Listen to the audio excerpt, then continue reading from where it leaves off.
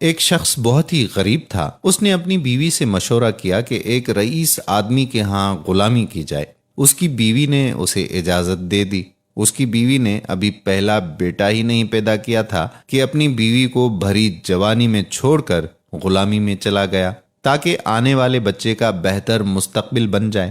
وہ دور دراز ایک شہر میں چلا گیا اور 20 سال اس رئیس آدمی کی خدمت کی۔ 20 سال بعد رئیس آدمی سے اجازت لی کہ وہ اب گھر جانا چاہتا ہے۔ رئیس آدمی سخی بھی تھا۔ اس نے بہت ساری بکریاں، گائے، بھینس اور اونٹ دیے اور امیر اور مالا مال بنا کر واپس بھیجا۔ وہ واپس آ رہا تھا کہ صحرا سے اس کا گزر ہوا اور راستے میں اسے ایک جھونپڑی ملی۔ اس میں ایک درویش آدمی تھا۔ اس کے پاس رات گزاری۔ غریب شخص نے رات کو درویش آدمی سے گزارش کی کہ وہ اسے نصیحت کرے۔ درویش نے کہا کہ میں نصیحت تو کروں گا، لیکن میں نصیحت کرنے کی قیمت وصول کرتا ہوں۔ اس نے قیمت پوچھی، کہا کہ ہر نصیحت کے بدلے ایک اونٹ۔ اس نے کہا کہ میں مالدار ہوں، نصیحت مل جائے تو اونٹ کی کوئی بات نہیں ہے۔ اس نے قیمت ادا کی۔ بزرگ نے نصیحت کی۔ بزرگ نے کہا کہ جب بھی آسمان پر تارے ایک لائن میں دیکھو تو فوراً کسی پہاڑ پر چلے جانا،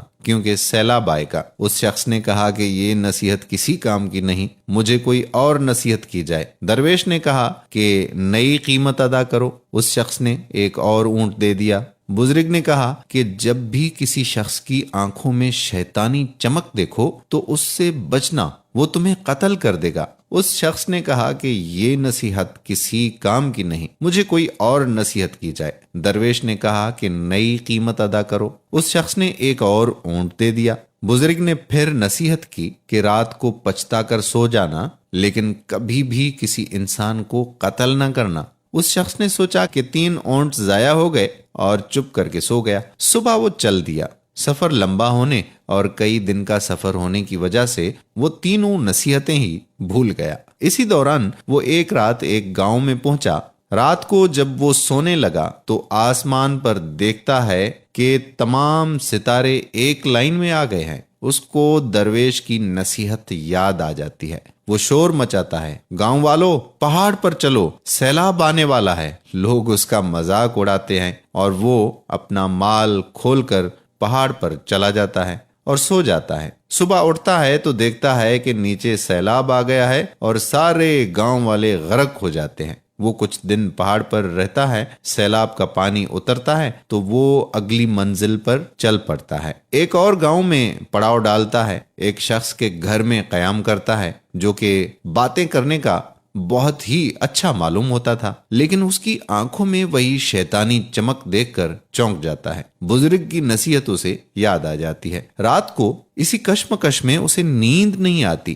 وہ اٹھا اور بستر کو اس انداز سے پھیلا دیا کہ معلوم ہوتا تھا کہ کوئی سویا ہوا ہے۔ وہ آدمی آیا، اس کے ہاتھ میں خنجر دیکھ کر وہ پریشان ہوا۔ وہ آیا اور بستر پر خنجر مارنا شروع کر دیا۔ یہ آیا اور اس کو پیچھے سے پکڑ کر مارنا شروع کر دیا اور اسے باندھ دیا۔ پولیس کو بلایا اور اس کو پولیس کے حوالے کر دیا۔ آخرکار وہ رات کو اپنے گاؤں میں پہنچتا ہے اور اپنے گھر کے پاس پہنچ کر دیکھتا ہے کہ گھر میں اس کی بیوی کسی کڑیل نوجوان کے ساتھ چارپائی پر سوئی پڑی ہے۔ اس شخص کو غصہ آیا اور دل میں خیال آیا کہ میں اس نوجوان کو قتل کر دوں۔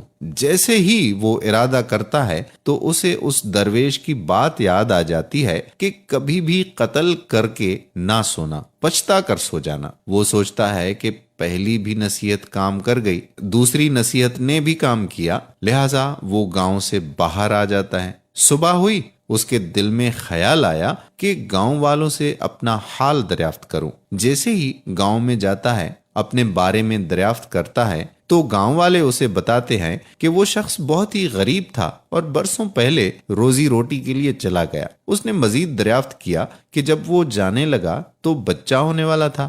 گاؤں والوں نے بتایا کہ ہاں، اللہ نے اسے ایک بیٹا دیا ہے جو کہ اب کڑیل نوجوان ہو گیا ہے۔ اس کے ذہن میں آیا کہ جو رات کو نوجوان تھا وہ میرا ہی بیٹا تھا جسے قتل کرنے کا خیال اس کے دل میں آیا تھا۔ وہ گھر گیا اور بیوی اور اپنے بیٹے سے جا ملا۔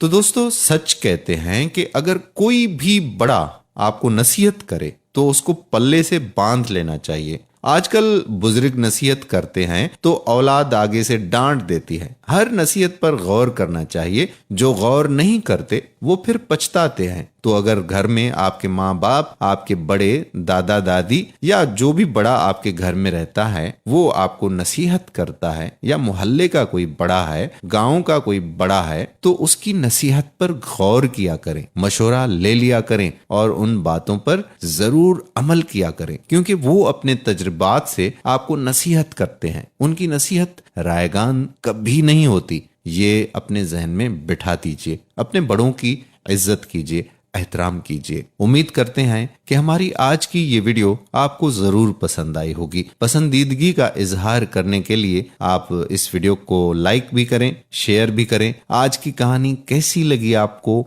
इस हवाले से नीचे दिए गए कमेंट बॉक्स पर कमेंट्स भी जरूर करें। और YouTube पर आकर YouTube के सर्च में लिखें राहे हयात ऑफिशियल और चैनल आ जाए, तो इस चैनल को आप सब्सक्राइब करके बेल के बटन को भी प्रेस कर लें। हमें YouTube पर आप लोगों के सब्सक्रिप्शन की जरूरत है, जरूर सब्सक्राइब कर लिया करें ताकि आपके पास हमारी वीडियोस का नोटिफिकेशन आता रहे और आप हमारी वो वीडियोस फौरी तौर पर देख सकें। तो आने वाली वीडियो तक कादिर कल्होड़ो आपसे इजाजत चाहता है। अल्लाह हाफिज।